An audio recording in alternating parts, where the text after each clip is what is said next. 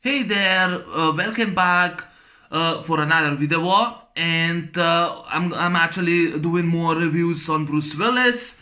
And of course, today I'm actually going to talk and review 1997 The Jackal. How do you stop an assassin who has no identity? And I really enjoy this film. I have this for Bruce Willis collection, and it's not really my favorite Bruce Willis film, but I'll say definitely my favorite Richard Gere film. Well, this is actually the only film that I own for Richard Gere, because I'm not a fan of the actor, especially how he treated Sylvester Stallone when they did that movie. But definitely Richard Gere's best film and one of Bruce Willis' best films.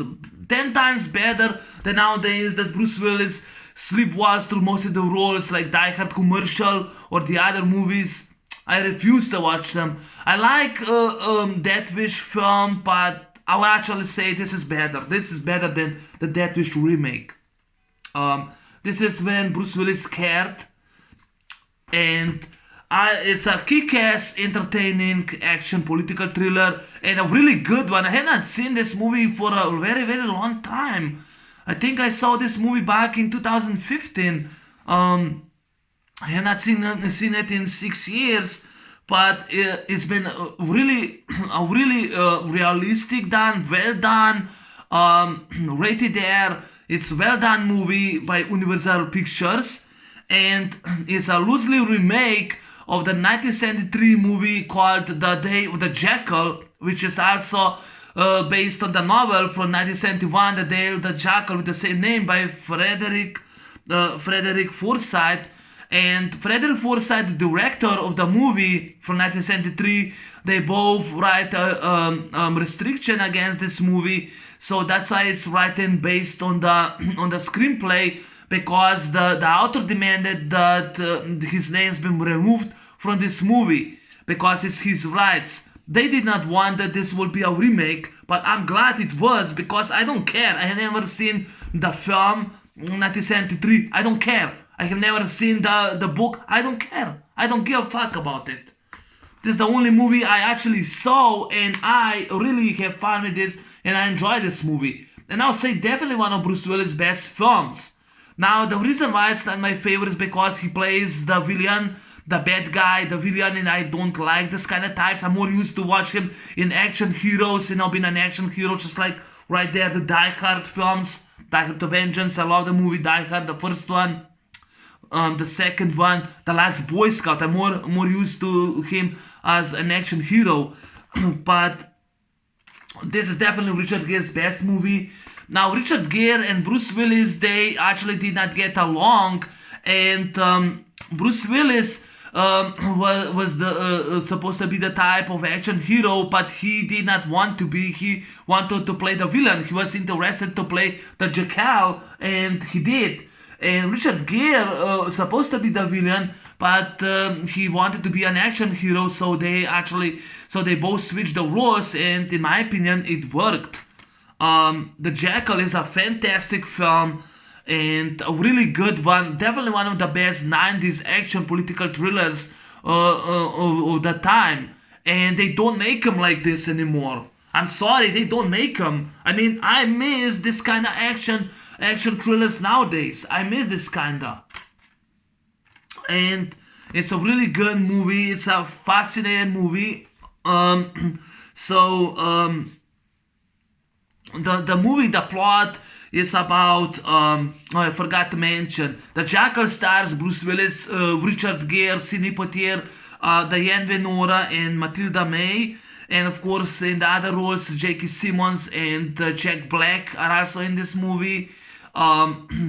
The story involves and talks about a Russian mobster, Ghazi Murad, played by Ravil Isiano, when a Russian secret police, internal affairs, Ministry Internal Affairs from Russia, Major Valentino Koslova, Diane Venora, and FBI Director Carter Preston, they go on a raid in a nightclub in Russia, and when the raid gets awful, Ghazi Murad the mobster gets been killed. He gets killed. He gets been shot by Valentin Koslov in self-defense while he tried to kill FBI director by strangling him. And she goes and she goes and saves his life and kills him. And instead being arrested because they go to arrest him for the murder because they had an evidence. Because he didn't want to get arrested in the club, he gets actually being killed. When his brother, the head of the Russian mob, finds this out, Tarek Murad, played by David Heyman, he vows revenge, blood for blood, and because Americans are helping the Russians, which they declared the war, so he says the war is going to be. So he hires a ruthless assassin whose name is the Jackal, and he always changes his identity. He hires him and pays him $17 million to kill one of the top men in U.S. government. And in order to do so, the assassin will have to disappear. So his price is $17 million, and of course Tarek Murad pays him. He wires him money, $70 million on his account in order the Jackal has to take he has to go and in order to do so, he has to complete and finish his daily assignment and complete the mission and kill one of the most top agents, one of the most top officials, government agents or important officials in U.S. government. And like I said, he has to do. He's always changing identity. When FBI director Preston Carter and of course Major Valentina Koslova finds this out, they have to work once again together to stop Tarek Murad. But Tarek Murad goes in hiding, so they can't find him. So they have to find and catch the assassin, the Jackal, before it's too late. In order to do so, they approached a man, and that's Declan Murphy, a former sniper and a member of IRA, and because he actually saw the Jackal. He saw before the Jackal. He actually saw before the Jackal, and that's Declan Murphy, a former IRA member and a sniper who actually did has a ties to the Jackal, but he never saw him because the Jackal ambushed him and fucked him up. But he actually, what they don't know is that actually he shot his pregnant girlfriend, and they lost. She survived, but their daughter died. In order to help them, because the government asked him to help him out, he at first, Declan first rejects the idea. Because their deal is that they're actually going to send him. They're actually going to send him in the minimum prison because he's serving time, because he was a member of IRA, because he was the member of RRA and IRA, and he has to do whatever it takes, because he was member of the terrorist group IRA in Ireland. But Declan accepts the deal, but he has three. He actually has three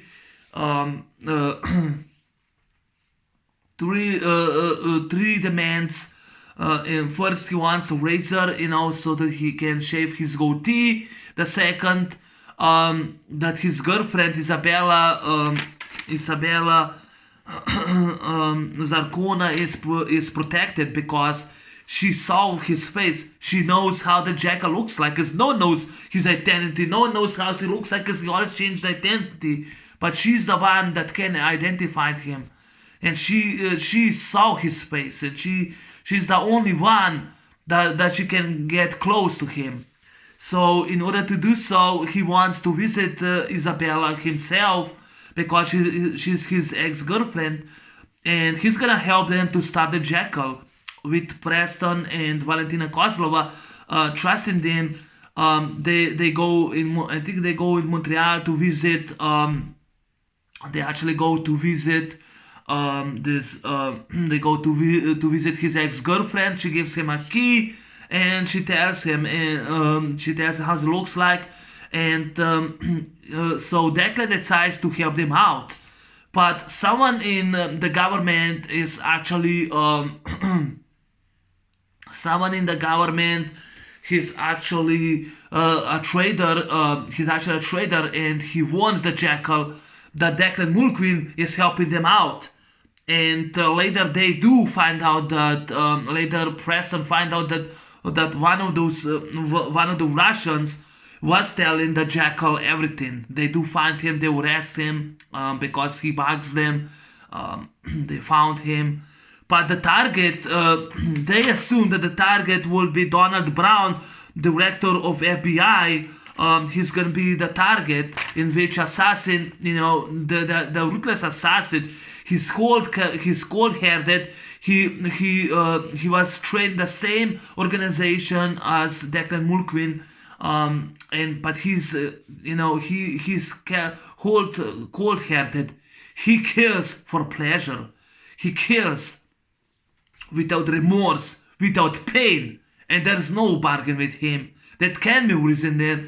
He will not stop at nothing until his target is dead. And Declan Mulqueen is racing against the clock to catch the killer, because the killer, he actually goes and changes the van. He goes he wears a mustache. He wears wigs. In Helsinki, he steals some guy's passports, always changing the identities while he's flying through London to the US. He always changing his identities. It's impossible to track it down. He goes with a boat. He goes. He dyes his hair on the white. He wears a mustache. Changes his name. He's white. He has white hairs, white collar. He always changes. He always changes. He's always changing. And you can't stop him. It's impossible to stop him. They search him for him everywhere. They try to find him over in the docks, and of course the Jackal was actually surprised. He knew that the Declan Mulqueen is coming, and he tried to kill him with the silencer. He jumps in the Mulqueen. He misses, and Mulqueen jumps in the water to save his life. But the enemy Nora fires him with the gun back, but misses him. He escapes once again, and now the assignment, he becomes personal. He also goes in the gay bar, and he assumes that he's gay. He goes and talks. He goes and starts an affair with this guy Douglas, but only he's using him. He's gay, played by Steven Spinella. He plays Douglas, probably an accountant. He goes and fires him, and there was actually the edit of the scene in which the Jackal kills the gay man, but actually Bruce Willis demanded that scene is actually changed. So in order to do so, they changed that he didn't kill him because he's a gay. He killed him because he saw his face, he saw him on TV, he knows too much, that's why he killed him. He also, the Jackal goes and approaches a man played by Jack Black as Lamont. He orders a machine gun a Polish issue 33 14.55 Browning machine gun, which was M2HB mocked up as heavy machine gun, 50 mg, fires 105 rounds on a belt, and he hires him, and he goes and hires him, and because he needs something, that holds. He pays him $50,000 and 50 more if he makes a Titan, so that machine gun will be hold up, and they actually go and test it. And that is the scene when he makes Jack Black as a target. He makes Jack Black as a target, and he goes and fires and shoots his arm off. It was really disgusting. Oh my God, he fires his arm off with one single bullet. He fires, it goes and destroys. And that, in my opinion, when he goes and fires the machine gun with the remote control, yes, it was handled with the remote control from the van. He goes and fires the remote control, fires all 100 rounds, destroys the car, destroys the Jack Black's character. And that was done for realistic, because it was a stuntman who falls down. It wasn't a fired of real rounds, they were actually fired probably blanks. But I'm definitely sure that the guy here, the stuntman wear a bulletproof vest, because playing with blanks or real bullets is actually very dangerous. Because look what happened on the movie sets. Brandon Lee got killed when he was shot with a blank. Another director of photography, she got shot on the movie Rust by Alec Baldwin with a revisit gun, old revolver, because no one checked that it was a real bullet. So yes, when the stuntman falls down, that was done for real. It was very dangerous. But he goes and destroys the whole car and destroys Jack Black's character to pieces, which is also set up a very brutal, very dangerous, brutal.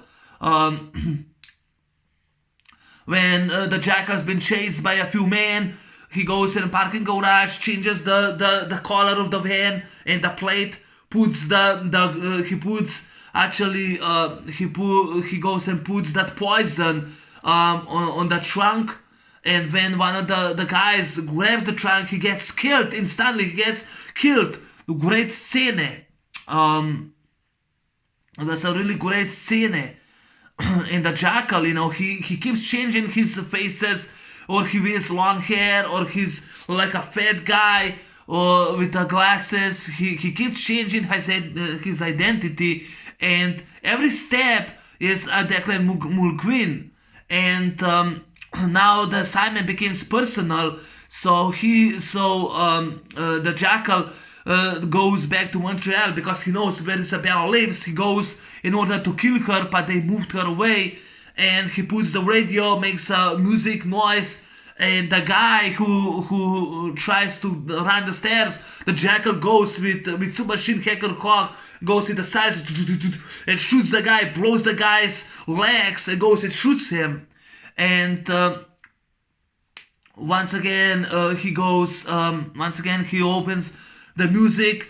When Valentina and another FBI, they're in it, Project J.K. Simmons, they're in it, he goes, fires, shoots and kills him. She goes like a badass she is with gun, fires, but misses him, and he goes, with a silencer, shoots her right in the liver, and she falls down, and she starts fading, and Valentina, she says, when Declan kills you, remember me when you go to hell. And she says, if you survive, tell him that he can't protect his women. And when actually Declan and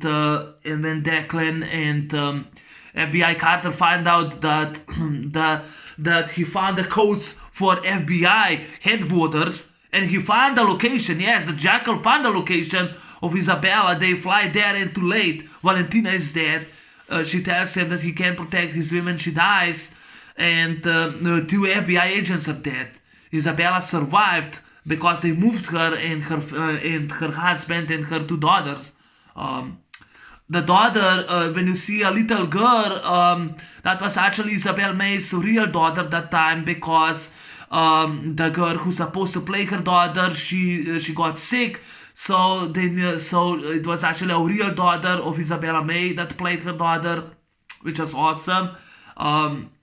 So Declan finds out that he's not targeting director of FBI Donald Brown. No, he's not targeting him. He's actually targeting the first lady. The first lady. He's targeting her, played by actress Tess Harper. And I couldn't, she was sound familiar. I couldn't remember where I saw the actress, but she was the mom of Jesse Pinkman in Breaking Bad, which I watched the TV show months ago. And yeah, she was first lady, and the Jackal is actually targeting the first lady. He's gonna kill with a van first lady, been dressed as a police officer.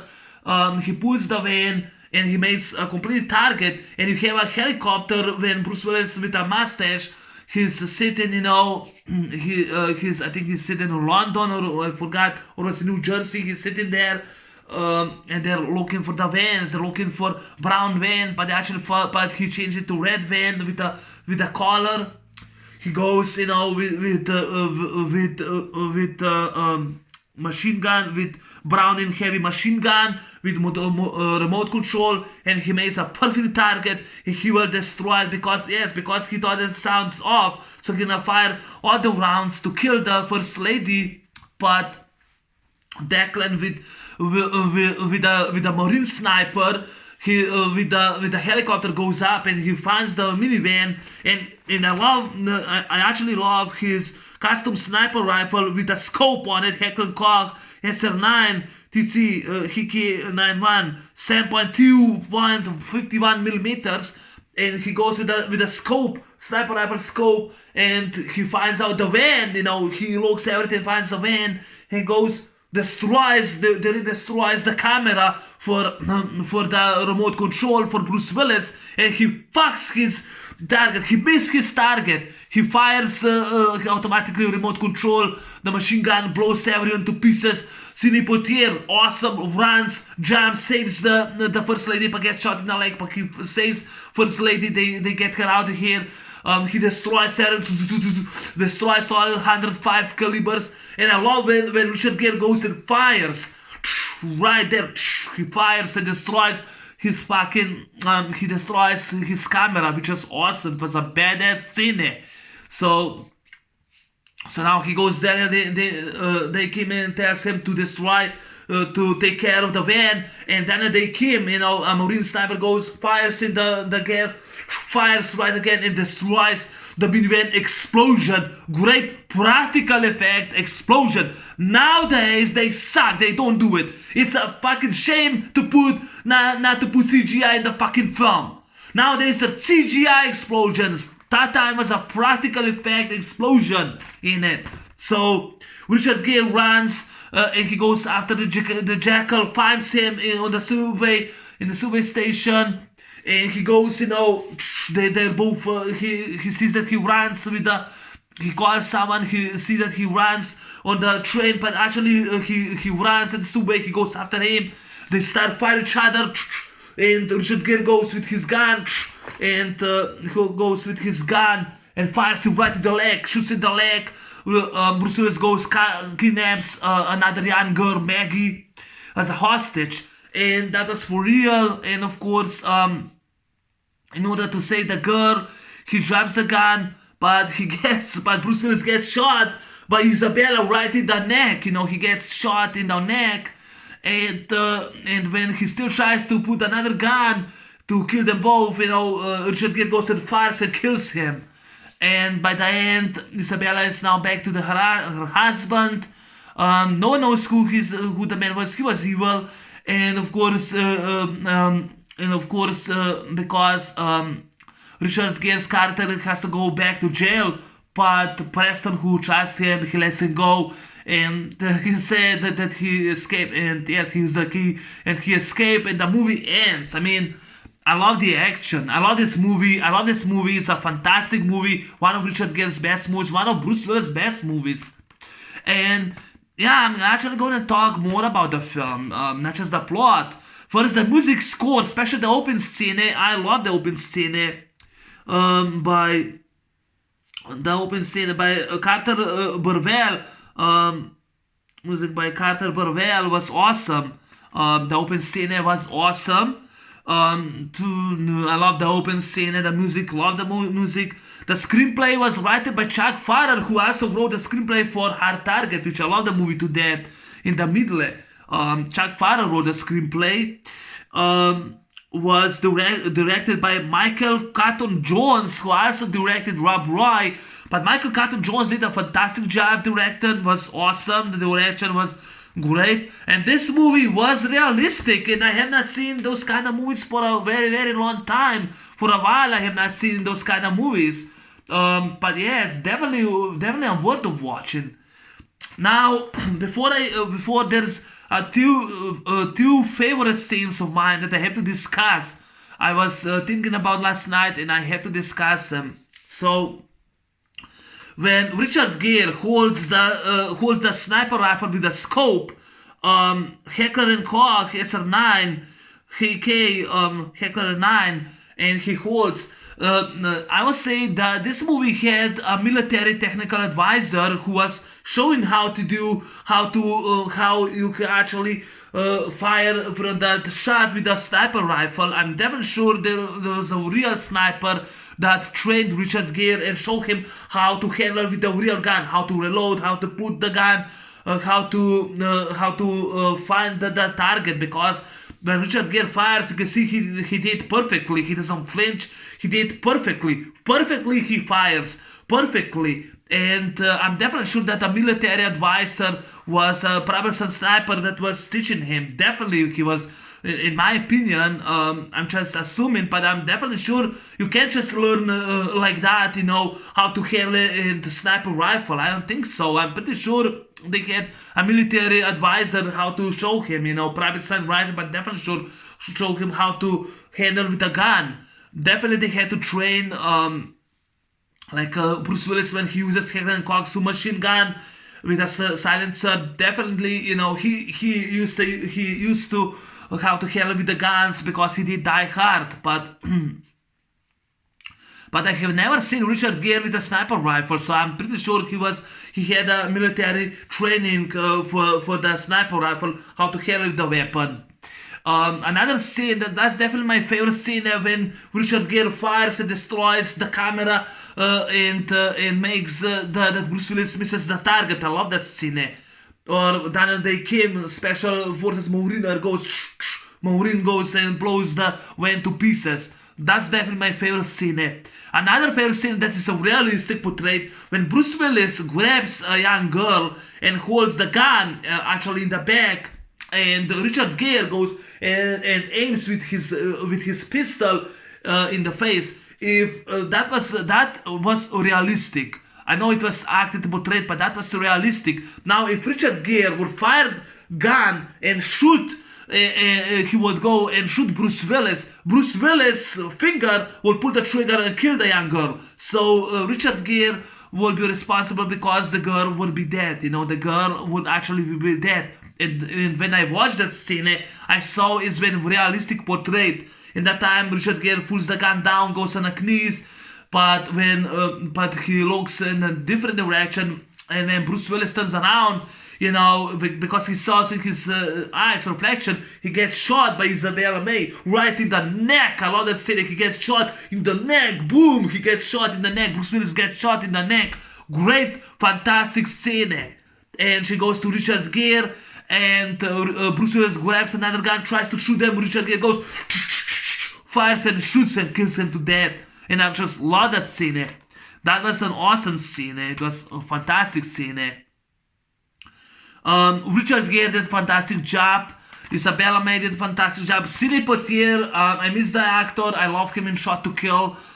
Yes, I love him in Shot to Kill. I love him in Little Nikita. And I love him in The Jackal. Have not seen that movie with the actor who was...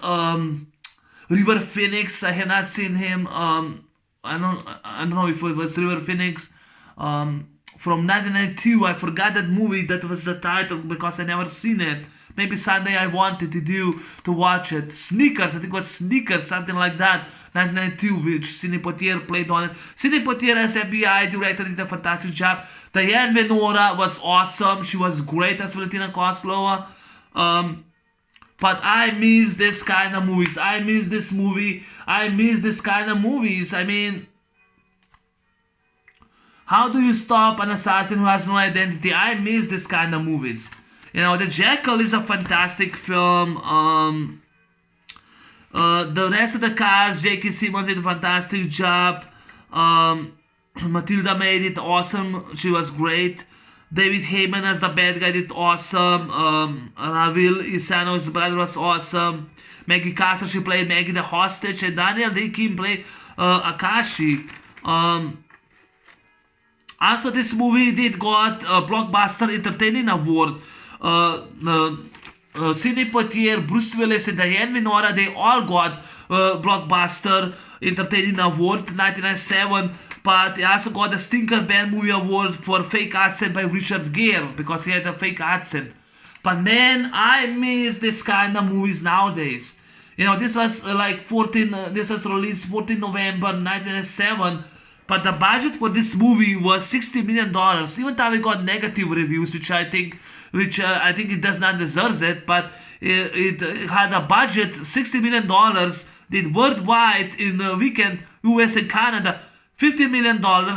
But worldwide, it actually from $60 million budget, it actually earned $159.3 million on $60 million budget. You know, it surpassed their budget. It made $159.3 million, which is awesome. But the cast was awesome. These three are awesome. They awesome. Richard Gere was awesome. He was a fantastic as Declan Murphy. Like the role was written on him. I enjoy this movie. Love this movie. I'm a huge fan. Not my favorite Bruce Willis movie. It's not one of my favorite Bruce Willis films because he's a bad guy. But I'll go with Richard Gere as my favorite film. I'm still gonna watch this movie, and if you haven't seen The Jackal, you should watch it. It's intense, it's fast-paced. Even for 2 hours, the running's not that long because it's fast-paced. And it's just awesome. It's just they don't make them like this anymore. They don't make them. I miss this kind of movie. It's rated R. It's blood scripts. The acting performance, the timing, the pace, how they do, how the action scenes win. They don't make them like this anymore. I'm sorry, they don't make them.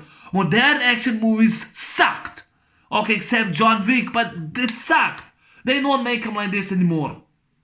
But yeah, I think that's my review and my discussion on The Jackal 1997. Which I'll say an entertaining, kick-ass action political thriller. I enjoy this film. I have this film on Blu-ray for Bruce Willis. The picture is perfect. It's awesome. It's rated there. And this movie was actually released. This movie was released after Bruce Willis released The Fifth Element. But yeah, but I really enjoy. As I love this scene for Bruce Willis. But I really enjoy The Jackal. That's my movie review on The Jackal. Thanks for watching. Thanks for listening. And we'll see you for more Bruce Willis reviews. I'm out. Take care. Peace. Bye-bye.